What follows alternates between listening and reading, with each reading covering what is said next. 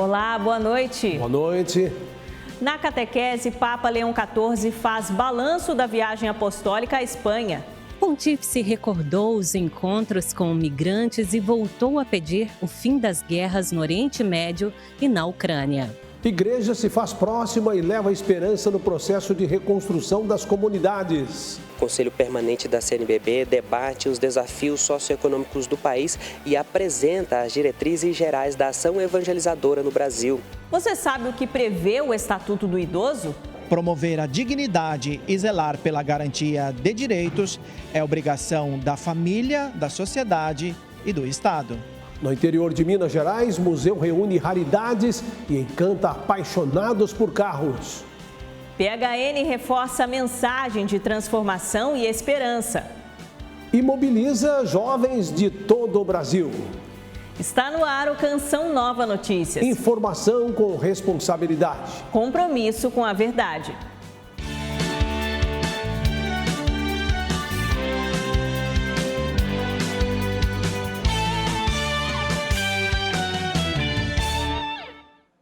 O Papa Leão XIV abriu espaço na série de catequeses sobre o Concílio Vaticano II para retomar os principais momentos da viagem apostólica à Espanha, realizada neste mês. O pontífice também voltou a pedir o fim da guerra na Ucrânia e agradeceu o acordo firmado entre Estados Unidos e Irã.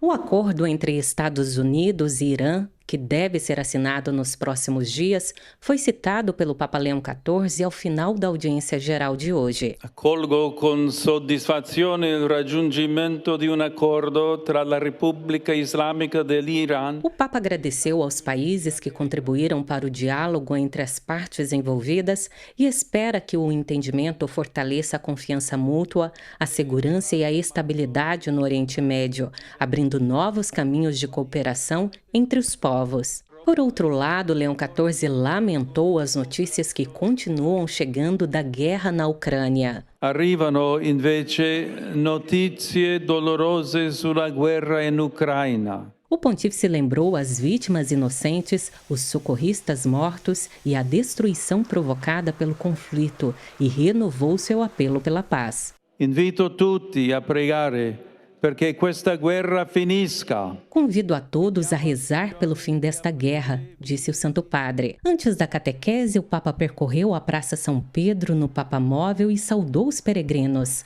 Crianças vestidas de anjo, de papa e com a bandeira de seu país de origem chamaram a atenção. Em seguida, Leão XIV compartilhou as experiências da visita à Espanha.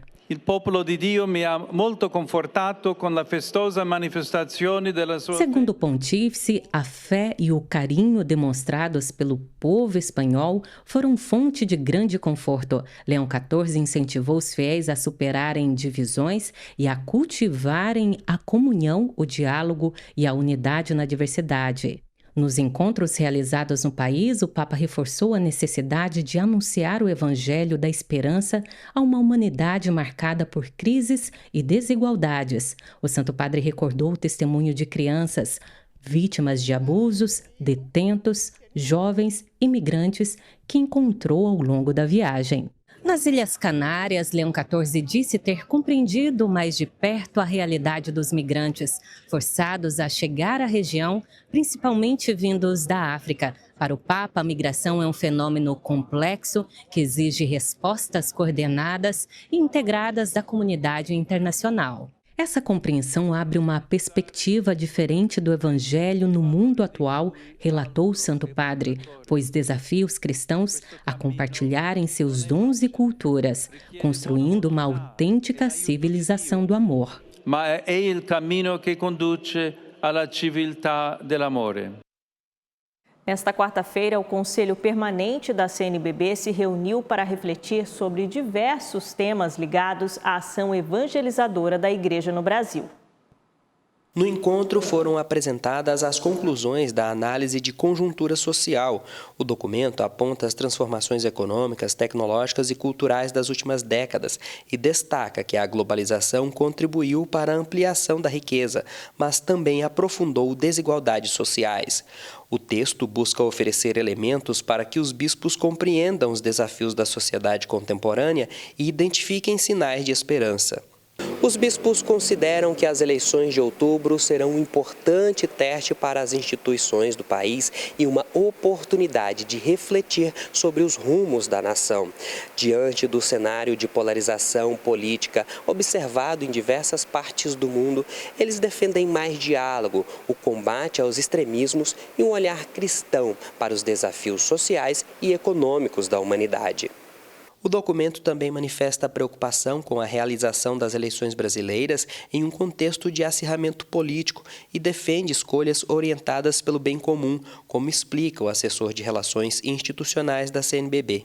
Diante dos problemas identificados, possam enxergar um caminho ou a escolha de pessoas que proponham caminhos de superação para que cada vez mais se possa enxergar na política e no seu exercício a construção da vida com dignidade, sempre tendo em vista o bem comum.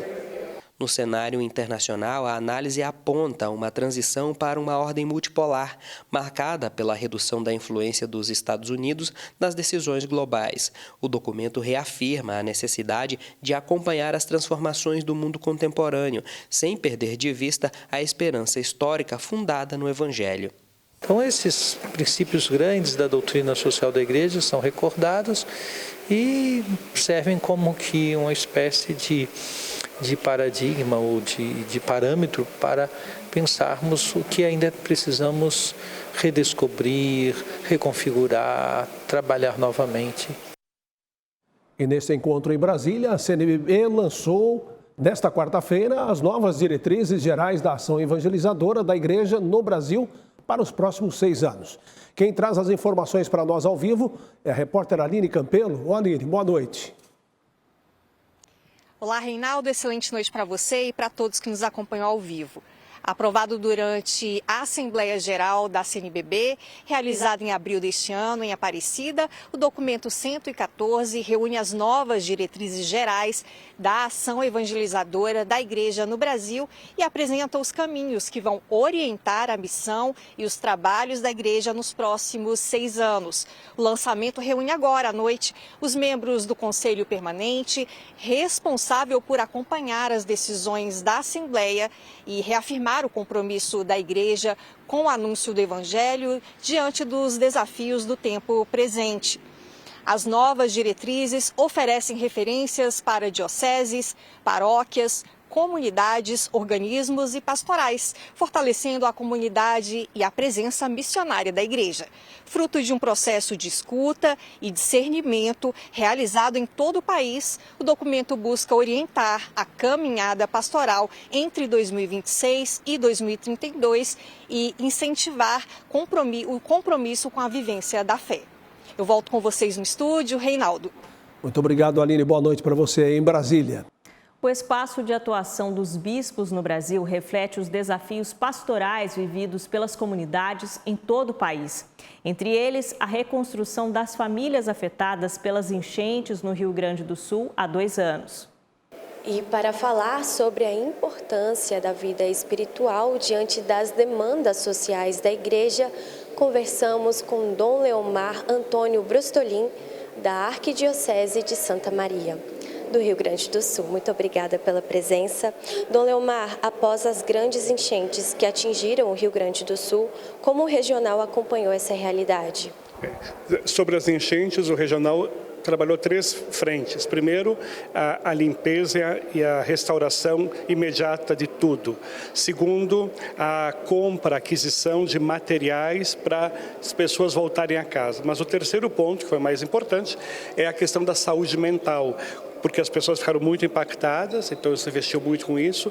E nessa questão da saúde mental, também a espiritualidade foi muito importante para manter esta unidade. Na fé cristã nunca se separa fé e caridade, liturgia e trabalho social. Todas as nossas obras iniciam com uma fé que leva a comunidade e as pessoas. Vejam, Francisco de Assis, Santa Dulce dos Pobres, Teresa de Calcutá. Não existe fé cristã sem o compromisso com o outro, porque o amor é o nosso diferencial. Muito obrigada pela entrevista. De Brasília, Júlia Rezende para o Canção Nova Notícias. Olá, uma boa noite para você. Ainda durante essa semana, 2 frentes frias devem influenciar o tempo aqui no Brasil. A partir do final da tarde de amanhã, a formação de uma baixa pressão no Paraguai e tem também uma frente fria na altura da Argentina. A combinação desses 2 sistemas vai trazer mais chuva para o sul e também para o estado de São Paulo. Volta a chover também no Nordeste. Na sexta-feira, Aracaju pode acumular 40 milímetros de chuva e no sábado também, viu? Amanhã faz 27 graus na capital de Sergipe. E olha, você que mora no Rio Grande do Sul, vem chuva por aí amanhã. As temperaturas seguem baixas na região. 17 graus em Porto Alegre, 19 em Florianópolis e 16 em Curitiba. Na expectativa por dias mais amenos, a gente te mostra como fica o tempo na região central. Sol brilhando com tudo em boa parte da região, mas a umidade ainda segue baixa. Subindo agora para o norte do país, a gente te mostra como ficam algumas temperaturas. Olha só, 30 graus no Rio Branco e também em Porto Velho, 31 em Belém e 33 em Palmas. Tem previsão de chuva também em grande parte do Amazonas e do Pará. Amanhã a gente se vê por aqui com outras atualizações. Tchau! Em Pernambuco, o clima de São João já tomou conta das ruas e aquece a economia da região. Em Caruaru, o público que lota o pátio de eventos mostra que a espera de um ano inteiro vale a pena. Danças, comidas típicas e muita tradição que ajudam a contar essa história. Em Caruaru, a expectativa é que o evento movimente cerca de R$800 milhões na economia local ao longo deste ano. O valor representa um crescimento de 8,5% em relação ao ano passado. Mais de 4 milhões de visitantes devem passar pela capital do forró durante o período junino. Com o aumento do fluxo de turistas, a previsão é de que sejam gerados cerca de 20 mil empregos diretos e indiretos. Os setores de hotelaria, gastronomia, comércio e transporte estão entre os mais beneficiados. Na zona rural, o São João na Roça já levou programação a 13 localidades e distritos do município. A iniciativa deve gerar quase R$6 milhões em movimentação financeira, um aumento de 30% em comparação ao ano passado. O São João no Nordeste é bom para a economia e também para quem não abre mão de comemorar as tradicionais festas. Bom, música, arte e documentos fazem parte de uma mostra inaugurada na capital paulista. A exposição aborda um debate sobre a infância e a juventude e como essas questões foram reveladas ao longo do tempo. Um lugar com histórias de superação, desafios e transformações. A Fundação Casa, em São Paulo, tem hoje 660 mil prontuários físicos e mais de 150 mil digitais, de adolescentes que passaram pelo lugar. E só foi possível contar esses números graças à dedicação de Sérgio Ranalli, que por 38 anos organizou e preservou o acervo da instituição. E para homenageá-lo, uma exposição com o título Casa da Memória Sérgio Ranalli, Tecendo Histórias. História da socioeducação, história da política de abrigamento, história do Serviço Social de São Paulo. Então foi daí que a gente pensou que a gente tem o material, por que não pensar numa Casa da Memória para atender a nossa sociedade no geral, além dos servidores da Fundação Casa. Através de documentos, pinturas e imagens, o ambiente proporciona ao público juvenil em vulnerabilidade um lugar de encontro e esperança. Quando eles passam a ver esse momento de exposição, eles acabam se identificando e vendo o quanto essas atividades são valorosas para ele, que depois vai atrás desse conhecimento fora da instituição. A exposição segue o formato de uma linha do tempo. Em um único ambiente, articula a memória, a educação e o debate sobre a infância e a juventude, revelando como essas questões foram compreendidas e tratadas ao longo de diferentes períodos históricos. 2 adolescentes da Fundação Casa, que não podem ser identificados, partilham suas opiniões sobre a Casa de Memórias. Legal e em saber como que eles se dedicaram, né, para fazer tudo isso, porque são coisas muito bonitas. É o mundo da arte, né? O mundo da arte é muito bonito. Ver o trabalho de outras pessoas que até mesmo desenvolvem, né, essa questão da cultura, né, A exposição é gratuita e funciona de segunda a sexta-feira, das 10 horas da manhã às 5 da tarde. Mais detalhes estão no site fundaçãocasa.sp.gov.br. Falamos agora de uma história dedicada à fé e ao serviço ao próximo. Dom Hildebrando Mendes Costa completa 100 anos de vida como exemplo de religiosidade nos estados de Sergipe e Alagoas. Nascido em Porto Real do Colégio, interior de Alagoas, Dom Hildebrando construiu uma história de serviço à igreja e à comunidade. Ordenado sacerdote em 1952, foi pároco em Arapiraca, bispo auxiliar da Arquidiocese de Aracaju e, mais tarde, bispo da Diocese de Estância, em Sergipe, onde exerceu o episcopado por 2 décadas.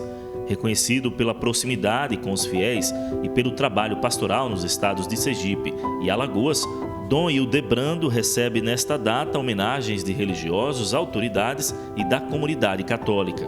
Em Arapiraca, uma missa em ação de graças marca as celebrações pelo centenário. A solenidade reúne fiéis, sacerdotes e bispos para agradecer a trajetória de um dos religiosos mais respeitados da região. Envelhecer com respeito é um compromisso de toda a sociedade. Neste mês dedicado à conscientização sobre a violência contra a pessoa idosa, uma ação em Minas Gerais leva orientação e atendimento ao público e mais detalhes você acompanha com Léo Apolinário. O evento busca conscientizar a população, orientando a proteção e o enfrentamento à violência contra a pessoa idosa. Sobre esse assunto, eu converso com a defensora pública Fernanda Fernandes. Doutora, bem-vinda ao Canção Nova Notícias. Qual que é a importância desse evento para o público? Sim, Junho Violeta, a importância de se conscientizar, de saber as formas de prevenir a violência contra a pessoa idosa. Nós vamos ter 2 ações, 2 eventos concomitantes aqui na Defensoria Pública. São os ciclos de aprimoramento sobre envelhecimento e direitos e também o dia D da Operação Virtude. Então, nesses 2 eventos, nós teremos palestras, distribuição de material, orientação, conscientização sobre as formas de prevenção à violência contra a pessoa idosa, sobre o manejo em casos em que a violência ocorra, como se proteger. O dia D, da Operação Virtude, é uma operação coordenada pela Sejusp e nós teremos, então, Ministério Público, Defensoria Pública, Polícia Civil, Polícia Militar, todos reunidos em prol da questão da conscientização da violência contra a pessoa idosa. Nós teremos palestrantes de diversas áreas do conhecimento, assistentes sociais, enfermeiros, enfim, uma gama de atividades preparadas com muito carinho, especialmente para as pessoas idosas, já que a nossa cidade, Belo Horizonte, já é uma cidade envelhecida. O envelhecimento da cidade e do país já é uma realidade. Obrigado, doutora. Além de palestras e orientações, o encontro também vai oferecer a emissão da Carteira Nacional de Identidade para pessoas com 60 anos ou mais. De Belo Horizonte, Léo Apolinário para o Canção Nova Notícias. Nesta semana, o Ministério dos Direitos Humanos e Cidadania lançou uma rede de proteção e defesa às pessoas idosas. A iniciativa tem o objetivo de garantir respeito e dignidade a essa parcela da população. No Centro de Referência ao Idoso, em São Paulo, o dia foi de muitas atividades. A aula de espanhol estava cheia de gente disposta a aprender um novo idioma. ¿Hablas espanhol? Não muito bem, mas hablo um pouquinho. Muito bem. E por que a senhora, aos 80 anos de idade, está buscando aprender um novo idioma? Porque os neurologistas dizem que é muito bom para a cabeça você aprender idiomas diferentes para você não ter mal de Alzheimer. Exercício para a mente e para o corpo também. Afinal, envelhecer com saúde é fundamental. Eu, por exemplo, saio mais disposto até para fazer outras coisas. Em casa, assim. Educação e saúde são apenas 2 entre tantos direitos previstos em lei aos idosos. Alimentação, moradia, transporte, acesso à justiça, benefícios sociais, isenção de imposto de renda são garantias explícitas na legislação. Os principais direitos de quem tem mais de 60 anos estão nesse documento. O Estatuto da Pessoa Idosa foi lançado na década de 1990 e atualizado em 2003. Esse conjunto de normas deixa claro que é obrigação da família, da sociedade e do Estado promover a dignidade e zelar pelo cumprimento de direitos daqueles que vivem há mais tempo em nosso país. E quando a gente viola os direitos, quando a gente desrespeita uma pessoa idosa, nós estamos desrespeitando, né, nós mesmos, né? Porque hoje é uma outra pessoa, mas lá para frente, né, pode ser essa pessoa que está cometendo a violência. A rede de proteção lançada nesta semana pelo governo federal busca garantir os direitos da pessoa idosa por meio de ações integradas. O Estatuto do Idoso pode ser consultado nos conselhos, na internet e instituições de atendimento como esta. Aqui nós temos 25 atividades, né, onde dentre elas a gente pode trabalhar o fortalecimento de vínculos, a autonomia. Trabalhamos também a garantia de direitos quando as pessoas nos procuram, como um serviço de porta aberta de referência.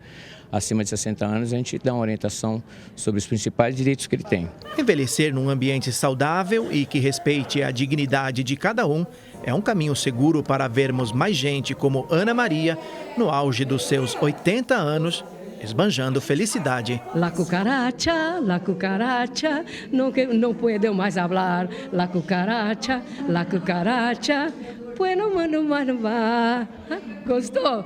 Muito bem! Viva! Viva nós, gente! Estamos de volta com Canção Nova Notícias para falar de automóveis. A apenas 7 quilômetros de Tiradentes, um pequeno distrito mineiro guarda uma experiência capaz de despertar memórias. Em Bichinho, uma atração tem levado turistas a uma verdadeira viagem ao passado. Emerson Tessigni e Messias Junqueira contam essa história. Fé, tradição e história. Estas são algumas características da cidade mineira de Tiradentes. Mas desta vez vamos para além do centro histórico. No quilômetro 4 da Estrada Real, rumo ao distrito de Bichinho, existe um museu criado especialmente para os amantes de carros antigos. Logo na entrada, uma infinidade de placas de diversas localidades. Uma ideia daquilo que é reservado dentro do salão para o visitante. Meu pai já coleciona carro aqui desde 1980, 79 mais ou menos. E vem comprando no ferro velho, restaurando e guardando. Meu avô, que era o senhor Antônio Moro, tinha apelido de Toné, ele gostava muito de carro também. E era um dos sonhos dele que a coleção do meu pai virasse um museu.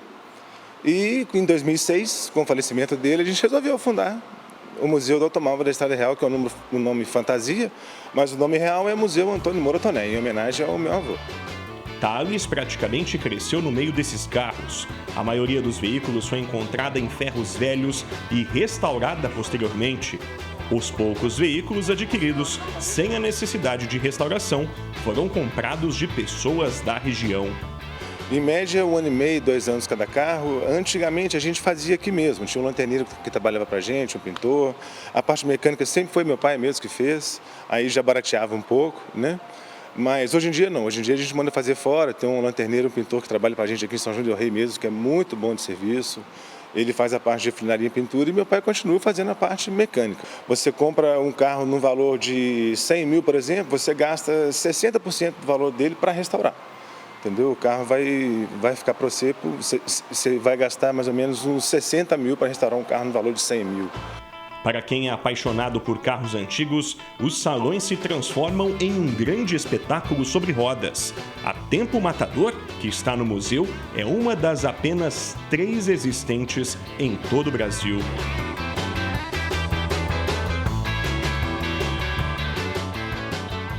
Há também o tradicional Cadete, que marcou época. A Lambretta, motoneta italiana produzida nacionalmente na década de 50, e o imponente Mercury.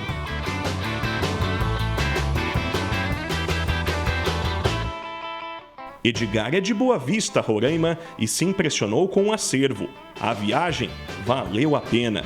Tem cada veículo assim, impressionante, veículos que eram comuns, veículos de luxo, coisas que realmente a gente só consegue ver através de um museu, né? E ainda bem que a gente consegue ter esse espaço que guarda essa memória, né? De veículos que foram tão utilitários e tão úteis, né? E é muito legal ter acesso a essa história, né? Carros americanos, nacionais, europeus. Aqui no Museu do Automóvel da Estrada Real, em Minas Gerais, é possível literalmente passear pela história automobilística, como é o caso deste Ford T, jovem senhor de 103 anos. Esse nosso aqui é de 1923, ele veio de um outro colecionador amigo nosso, de São Paulo, deixou aqui com a gente comprou dele. É um carro muito interessante para o museu, né? Porque é o primeiro carro de fabricação em linha, né? no mundo, né? Aí é um carro que a turma gosta bastante de conhecer, de ver. A emoção de reviver o passado mesmo, né? De quando criança, alguns eu até já andei com meu pai, né? E tudo. Mas é bem legal, uma história muito completa que tem aqui, tem que ser preservado mesmo. E a gente quer isso, a gente quer trazer memória, né? Essa é a função do museu.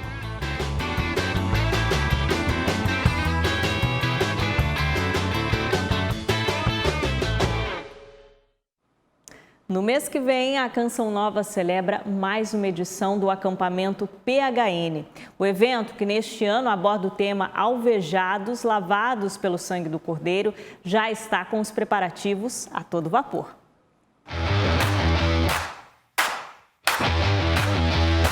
PHN, 3 letras que se transformaram em estilo de vida para milhares de jovens. Por hoje, não pecar e recomeçar a cada dia. Um ideal que nasceu da fé de Padre Jonas Abib na força transformadora do encontro com Deus e na mudança de vida de quem se abre à graça divina. Padre Jonas, ele teve um contato com os alcoólatras anônimos e eles tinham esse rema, né? Por hoje eu não vou colocar o primeiro gole. O Padre Jonas pega isso e fala, puxa, se eu consigo lutar contra este vício, eu consigo trazer essa máxima para a luta contra o pecado. Eu não vou dar o primeiro passo em direção ao pecado. Mais uma edição se aproxima e renova o convite aos jovens de olhar para as coisas do alto. O propósito de santidade, que se não existe no coração humano, o ser humano ele se apequena, se apegando a propósitos passageiros. A preparação espiritual para o PHN é vivida intensamente. A oração é o alicerce para que o acampamento seja, de fato, fonte de renovação para todos que participam. As irmãs servas de Nossa Senhora da Alegria intercedem dia e noite pela organização do acampamento. A inspiração de Deus foi que pudesse existir consagradas que dessem a vida integralmente pela juventude. Então, estar rezando, intercedendo pelo PHN é também parte da nossa missão, interceder pelos jovens. Irmã Fernanda teve a vida transformada em suas participações no PHN. O primeiro PHN que eu participei, eu tinha 15, 16 anos. O PHN também ajudou a confirmar a minha vocação, né? Diante das pregações, dos momentos de oração. A expectativa para esta edição é que cada participante faça uma experiência viva e pessoal com Cristo ressuscitado. Nós vamos ter um recorde de shows, cara. Vai ter aproximadamente aí 30 shows durante esses dias de PHN. Estamos caminhando para um recorde de confissões. Os atendimentos não acontecerão só aqui. Nós estamos preparando uma tenda, pelo menos a metade sai daqui confessado, com a alma limpa, voltando transformado para casa. A contagem regressiva já começou. Enquanto a música oficial embala a expectativa, cresce o convite para um encontro de fé transformador. E a santidade eu luto, o dia inteiro eu luto, o mês inteiro, o ano inteiro, o tempo inteiro. Espírito Santo em mim, me impulsiona a dizer meu sim. Já disse não para o pecado, agora eu sigo.